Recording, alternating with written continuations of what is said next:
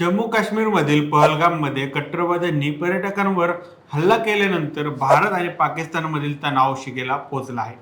या हल्ल्यानंतर भारतानं दोन्ही देशांमधील सिंधू जल करार स्थगित करणं, सीमेवरील वाहतूक किंवा दळणवळण म्हणजेच बॉर्डर क्रॉसिंग बंद करणं आणि पाकिस्तानी नागरिकांचे विजा रद्द करणं यासह अनेक निर्णय घेतले आहेत. भारताच्या कारवाईला प्रत्युत्तर देत पाकिस्तानने 1960 सालचा सिमला करार स्थगित केल्याचं जाहीर केलं आहे. त्याचबरोबर पाकिस्ताननं म्हटलं आहे की पाकिस्तानात येण्याच्या नद्यांचं पाणी अडवण्याचा कोणीही प्रयत्न केल्यास त्याला युद्ध मानलं जाईल आणि त्याला पूर्ण ताकदीनं उत्तर दिलं जाईल. दोन्ही देशांमधील राजकीय नेतृत्वांकडून एकमेकांना कडक इशारा देत जोरदार प्रत्युत्तर दिलं जाण्याबाबतची कठोर वक्तव्य केली जात आहेत. त्यामुळं भारत आणि पाकिस्तान युद्ध होण्याची शक्यता आहे असं म्हटलं जात आहे.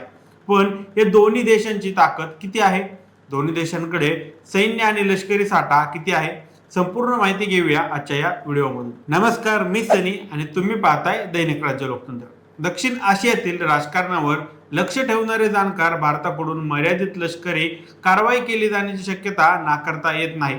या कारवाईमुळे युद्ध सोरे होण्याचा धोका आहे असं त्यांचं मत आहे. Lieutenant general S.H. पनाग यांनी घाईघाईने लष्करी कारवाई करण्याचा निर्णय घेण्यासंदर्भात सावधगिरीचा इशारा दिला आहे. द प्रिंटमध्ये त्यांनी एक क्लिक लिहिला आहे. त्यात लिहिलं आहे की पाकिस्तान एक अण्वशस्त्र देश आहे. तसंच भारतीय सैन्याकडून केल्या जाणाऱ्या मर्यादित लष्करी कारवाईला उत्तर देण्यासाठी त्यांच्याकडे पुरेशी पारंपरिक लष्करी शक्ती आहे. क्षेपणास्त्र, ड्रोन किंवा वायुदलाचा ताकद असो, भारत कोणत्याही क्षेत्रात तंत्रज्ञानाच्या दृष्टीनं इतका पुढा नाही की ज्यामुळे कोणतंही नुकसान न होता त्याला सर्जिकल स्ट्राईक करता येईल. पाकिस्तानकडे उत्तर देण्याची क्षमता आहे, आपण त्यासाठी सज्ज असलं पाहिजे असंही ते म्हणाले आहेत. तर पाकिस्तानचे संरक्षण मंत्री ख्वाजा आसिफ यांनी पाकिस्तानच्या लष्करी सज्जतेबाबत सांगितलं की आम्हाला तयारी करण्याची गरज नाही, आम्ही आधीच सज्ज आहोत. कोणत्याही परिस्थितीला तोंड देण्यासाठी आम्ही सज्ज आहोत.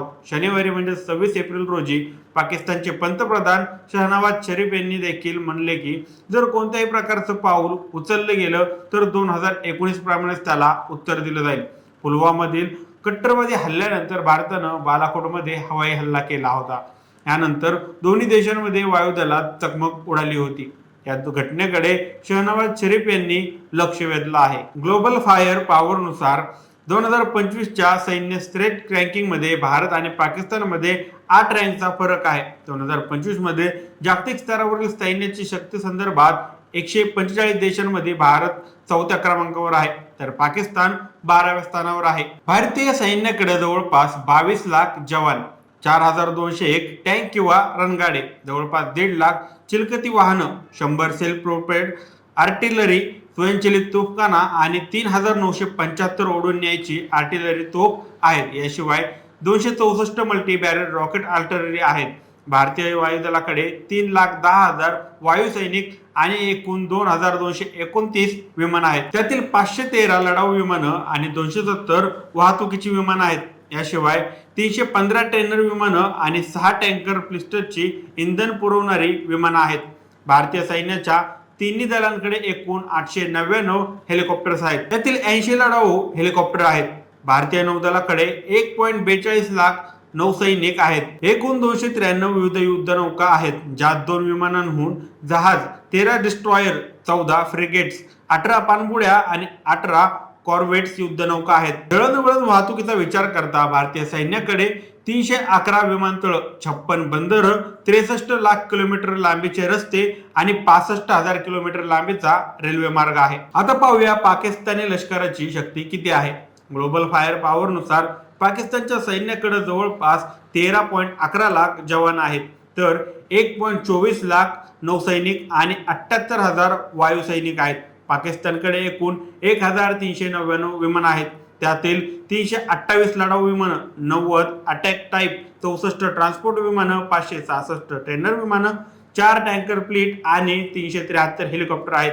त्यातील 57 हेलिकॉप्टर लढाऊ हेलिकॉप्टर आहेत. पाकिस्तानकडे 2,727 रणगाडे, 17.5 हजार चिलखती वाहनं, 662 सेल्फ प्रोपेल्ड आर्टिलरी, 2,000 629 खेचून न्यायची आर्टिलरी आणि 600 मल्टीवॉर्स रॉकेट आर्टिलरी आहेत. तर पाकिस्तानी नौदलाकडे एकूण 121 युद्धनौका आहेत.